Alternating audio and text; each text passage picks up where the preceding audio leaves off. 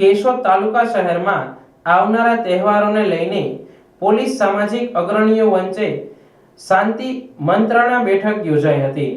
આગામી રમઝાન મહિનો અને હોળી ધૂળેટી જેવા તહેવારને ધ્યાને રાખી કેશોદ પોલીસ સ્ટેશનમાં વેપારીઓ, વિવિધ સામાજિક સંગઠનો, જુદા જુદા સમાજના અગ્રણીઓ અને પોલીસ વચ્ચે શાંતિ સમિતિની મંત્રણા બેઠક યોજવામાં આવી હતી, જેમાં વેપારીઓ, જુદા જુદા સમાજના અગ્રણીઓ ઉપસ્થિત રહ્યા હતા।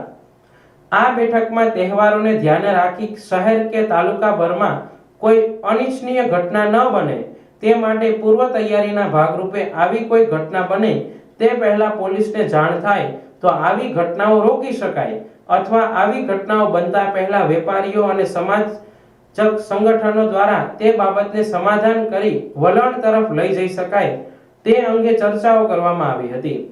ખાસ કરીને ધાર્મિક તહેવારોમાં પ્રત્યેક વ્યક્તિ કે સમાજને તેના ધર્મમાં શ્રદ્ધા અને ભાવ રહેલો હોય તેમની ભાવનાઓને આઘાત ન પહોંચે, ખોટી અફવાઓ પર વિશ્વાસ ન કરવા, કાયદો વ્યવસ્થા જળવાઈ રહે તે માટે સર્વ સમાજને સહકાર આપવા અપીલ કરવામાં આવી હતી।